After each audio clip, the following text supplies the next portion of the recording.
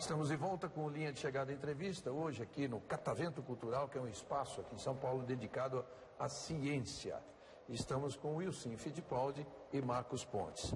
O Marcos falou aqui, a gente estava falando no outro bloco, falando da estação espacial, né? E você fala em 16 países, né? Como é que é isso? É um consórcio que 16 países tomaram parte dessa...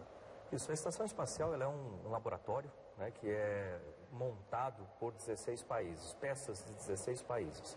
Cada país constrói a respectiva parte no seu país, com a indústria nacional. Essa indústria ela se certifica, que é uma coisa interessante, para depois fazer exportação de alta tecnologia. Esse equipamento feito no país é doado para o consórcio. Em troca desse equipamento, o país tem direito de utilizar aquilo para pesquisas nacionais, desenvolver materiais, remédios, o que quiser fazer, no ambiente de microgravidade. A estação é o único laboratório em microgravidade do planeta. Sim. Deixa eu te contar uma coisa, talvez você não saiba. A sua formação é engenheiro aeronáutico, né? Pois é, o grande gênio da Fórmula 1 hoje, é o cara que está fazendo a equipe Red Bull ganhar tudo aí, é um engenheiro aeronáutico, o Adrian Newey. Aliás, uma coisa que eu estava perguntando aqui com ele, que nós estávamos conversando, do fato do Brasil nunca ter tido outra equipe, outro time brasileiro, né? Eu estava perguntando justamente das dificuldades de se ter isso. Foi um pioneirismo desses Fittipaldi aí que é muito difícil aparecer. O problema é sempre o patrocínio, né? Se você não tiver, aí nós chegamos num ponto que não conseguimos mais os patrocinadores, aí não tem como tocar. Quanto custava na época uma temporada, Wilson? Na época custava a temporada... Bem feita, aproximadamente 4, 5 milhões de dólares. Olha só, sabe quanto custa hoje? 400. 400 milhões de dólares. Então deu um salto que é impossível hoje. Uma equipe que não tenha um apoio de fábrica é muito difícil. É muito difícil. Existe, como existe a Red Bull, né? Mas a Red Bull é uma exceção, eu diria.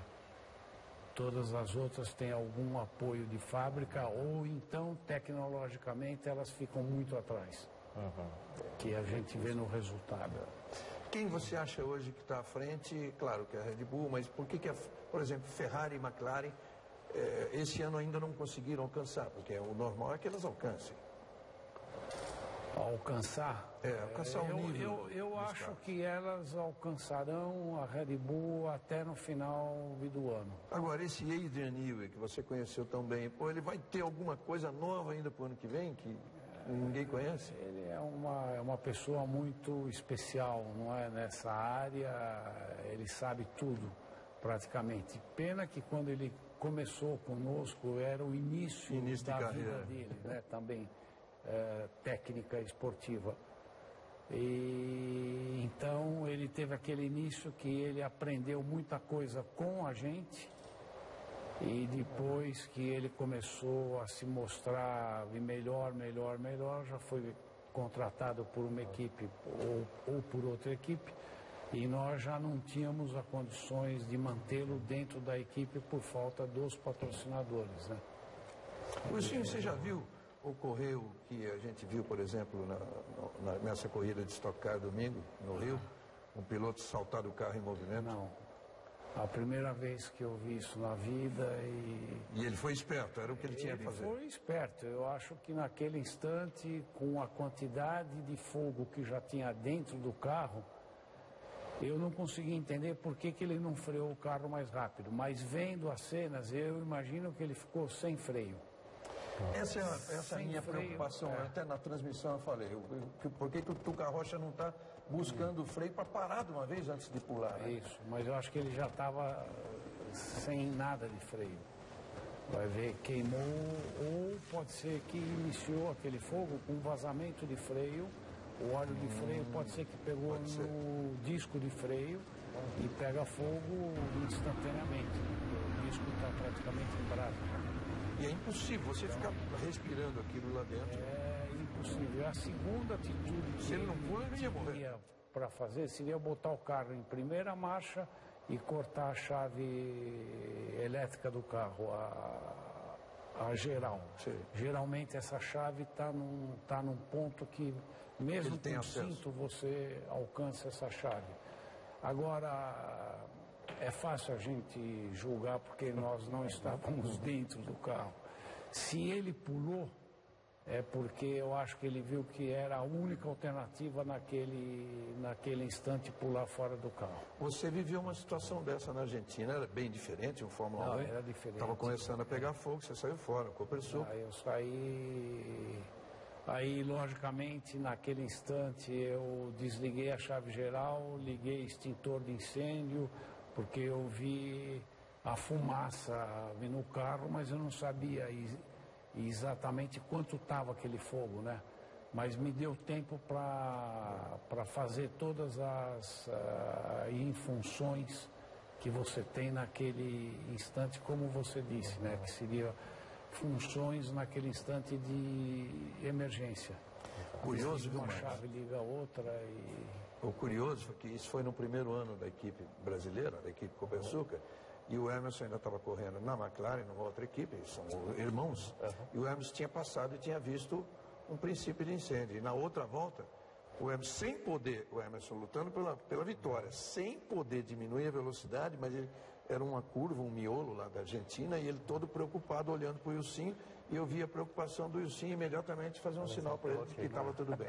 Aí, vamos embora. São muito bom. lances bacanas do Falando automobilismo. nesse ponto de incêndio, acidente, teve uma cápsula espacial americana, era a Apollo 1. Não, aqui subiu e explodiu logo que subiu, Apollo 13. Aquela era Challenger, Challenger. em 1986.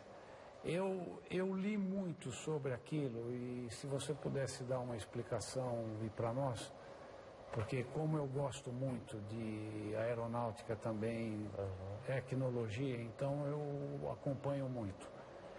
Parece que tinha uma válvula vazando num tanque de combustível pela temperatura externa, que a temperatura baixou de 0.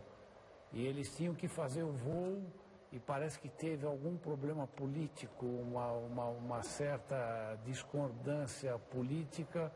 Queriam decolar o mais rápido possível porque a temperatura externa continuava a cair. Por isso que tinha aquele vazamento. Era mais ou menos isso. Isso é o que eu li.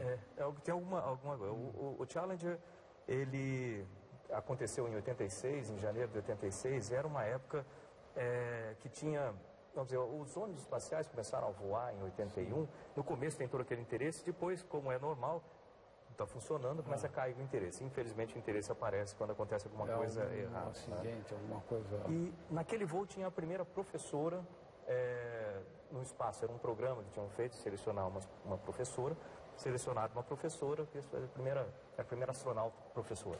Tá?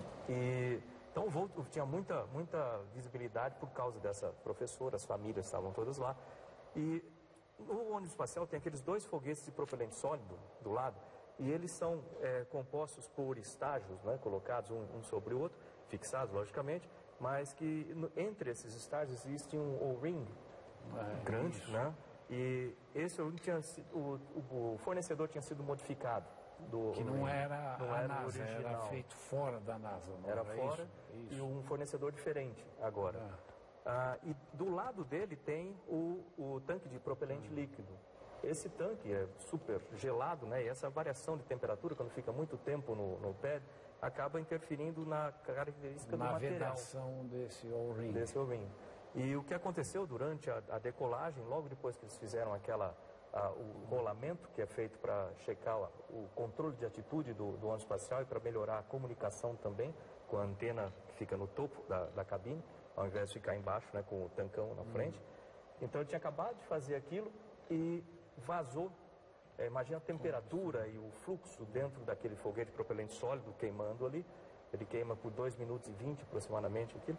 Ele vazou por um ring daquele. Então sai um jato quente do foguete propelente sólido para o tanque de oxigênio e hidrogênio. Então aquilo causou a explosão. Para encerrar esse programa, eu não podia deixar de perguntar para você. Eu e o Ilcinho queremos saber, e todo mundo quer saber, os voos normais, os voos espaciais tripulados. Então, nós estamos muito longe disso? Olha, aqui no Para a Brasil... gente poder dar um passeiozinho aí? Não, de forma geral, vocês dizem no mundo todo. Não está, está perto, está perto. Está perto no seguinte, os ônibus espaciais pararam de voar esse ano, eu já explico por que eu estou começando por aí. Com isso, a NASA vai transferir parte do orçamento que era voltado para o programa do ônibus espacial para o programa Constelação, para movimentar a indústria americana também e causar empregos, gerar empregos ali dentro. Então, com isso vão aparecer outras empresas como a SpaceX, a própria Boeing está construindo um equipamento e assim por diante. Com esse desenvolvimento todo, vem junto o turismo espacial. Então, tem vários amigos meus, por exemplo, astronautas ali de Houston, que eles estão se transferindo, saindo da NASA, indo para as empresas privadas para servir como, vamos dizer, tripulação. Imagina a tripulação da TAM, né, da Gol, seja lá, tripulação na comercial. Então, tem o piloto, tem o comissário e tem os passageiros. Então, esses aí estão entrando para fazer essas funções. Eu mesmo já recebi convite para isso também, essas empresas.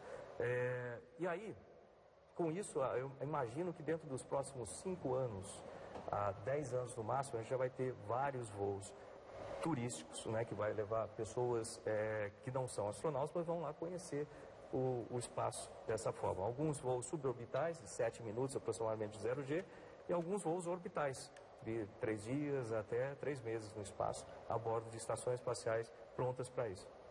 Em 2015, ele vai ter o lançamento de uma estação assim. Legal, gente, olha, muito obrigado, quero agradecer essa aula que a gente teve aqui ao Marcos Pontes, Wilsinho, demais, como sempre, também presente junto com a gente, muita coisa a dizer, e além desse papo agradável aqui com todos eles, vocês sabem que a gente, todo linha de chegada de entrevista, a gente procura trazer exatamente isso e muito conhecimento novo. Hoje foi um dia de ter um conhecimento totalmente novo para mim, acho que para o Wilson também, mais para mim do que para ele, mas enfim, extremamente agradável. Gente, muito obrigado a vocês e nos vemos então no próximo Linha de Chegada Entrevista, nas terças-feiras.